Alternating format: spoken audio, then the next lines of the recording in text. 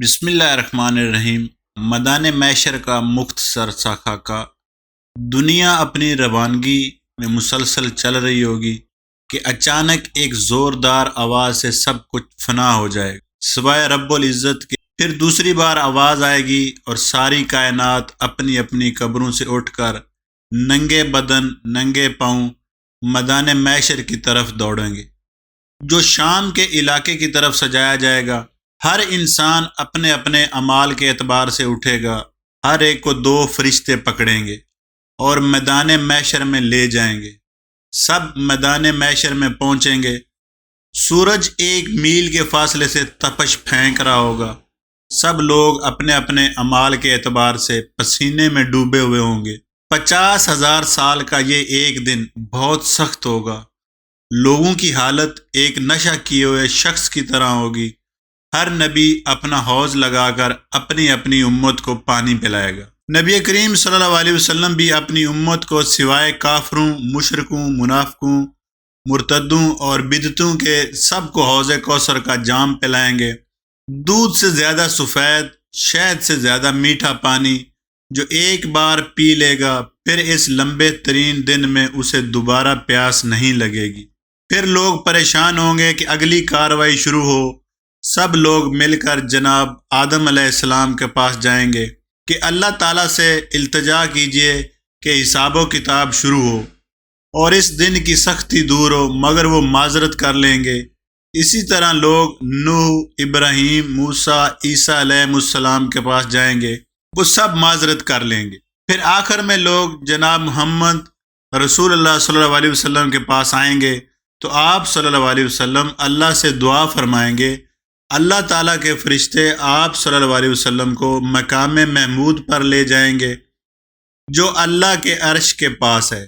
وہاں آپ سجدہ ریز ہوں گے، اللہ کی حمد و ثنا بیان کریں گے۔ پھر اللہ کی طرف سے حکم ہوگا، آپ اٹھیں اور مانگیں، اللہ عطا فرمائے گا، اور سوال کریں، اللہ پورا کرے گا۔ پھر آپ صلی اللہ علیہ وسلم حساب و کتاب کے لیے سفارش کریں گے جو قبول ہوگی۔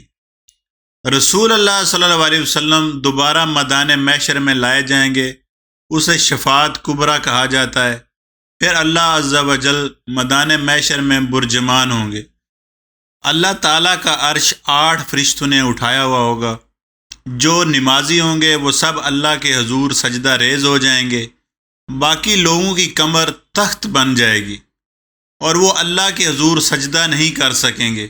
پھر عدالت الہی کی کارروائی شروع ہوگی اور چند اہم امور پر سلسلہ وار مکمل ہوں گے۔ نامہ اعمال کی تقسیم، سب کے ہاتھوں میں نامہ اعمال دیے جائیں گے، اہل ایمان کے دائیں ہاتھ میں اور کفار و مشرکین کے بائیں ہاتھ میں۔ اہل ایمان تو خوش ہو کر دوسروں کو اپنا نامہ اعمال دکھائیں گے اور پڑھائیں گے، جبکہ کفار و مشرکین پریشان ہوں گے اور کہیں گے کہ کاش ہمیں یہ نہ دیا جاتا اور ہمیں ہمارا حساب معلوم ہی نہ ہوتا۔ محاسبہ، نامہ اعمال کی تقسیم کے بعد سوال و جواب ہوں گے۔ مشرکوں اور کافروں سے سوال ہوں گے، وہ ہر چیز کا انکار کریں گے۔ اللہ کے علاوہ جن کی مشرک عبادت، پوجا اور نظر و نیاز کرتے رہے ہوں گے، ان کو بطور گواہ لایا جائیں گے، وہ سب اس چیز کا انکار کر دیں گے۔ پھر اللہ ان کے منہ پر مہر لگا دے گا اور ان کے عذاب بول کر ان کے خلاف گواہی دیں گے، اور پھر وہ ان پر افسوس و حیرت کریں گے۔ میدان محشر میں دیگر کئی ایک سوال ہوں گے، عمر کے بارے میں، جوانی، رزق، علم کے متعلق۔ اسی طرح حقوق اللہ میں سب سے پہلے نماز اور حقوق العباد میں سے قتل، خون اور جھگڑوں کے متعلق سوال ہوگا، اور ہر ایک کے متعلق عدالت الہی میں عدل سے فیصلہ ہوگا۔ اعمال کا وزن، تمام حجت کے لیے پھر اللہ تعالیٰ سب کے اعمال کا وزن کرے گا۔ جس کی نیکیوں کا پلڑا بھاری ہوگا وہ کامیاب، اور جس کی نیکیوں کا پلڑا ہلکا اور برائیوں کا پلڑا بھاری ہوگا وہ ناکام ہو جائیں گے۔ بلکہ بعض کا تو حال اعمال کے اعتبار سے اس قدر برا ہوگا کہ ان کا ترازو ہی نہیں لگے گا، اور بعض کی نیکیوں کا وزن بہت زیادہ ہوگا۔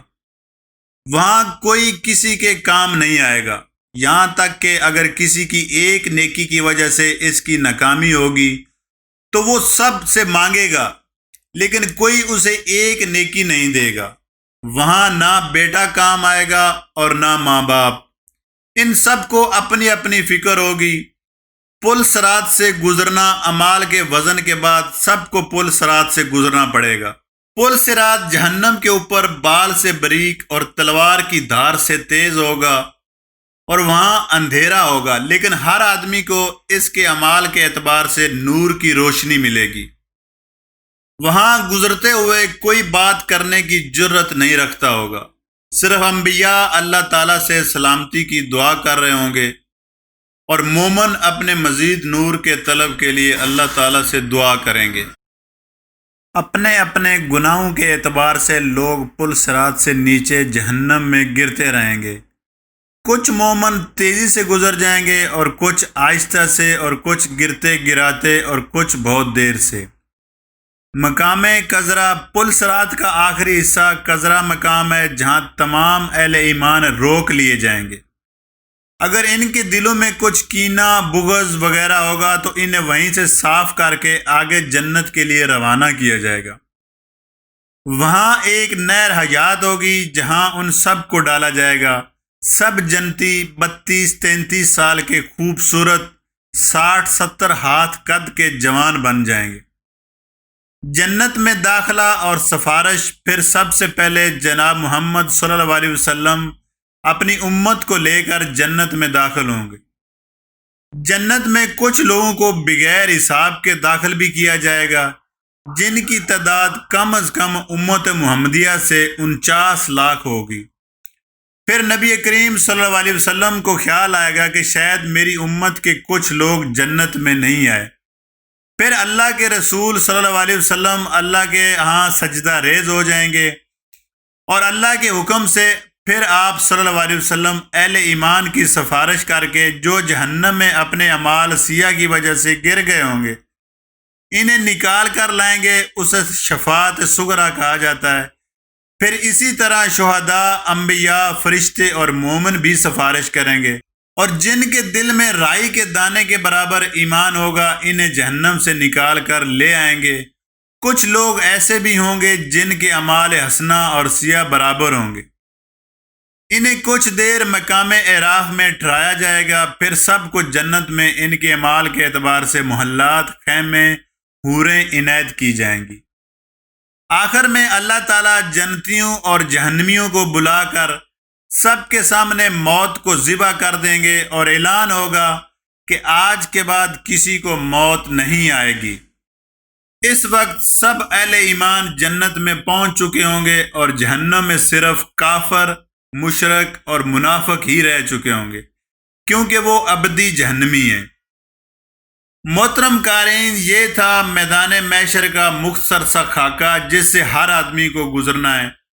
اللہ تعالیٰ سے دعا ہے کہ ہمیں اپنی دنیا میں نیک اور صالح اعمال کرنے کی توفیق عطا فرمائے، اور ہمارے آخرت کے معاملات میں نرمی اور آسانی فرمائے، اور ہمیں اپنے پیارے حبیب محمد مصطفیٰ صلی اللہ علیہ وسلم کی شفاعت نصیب فرمائے۔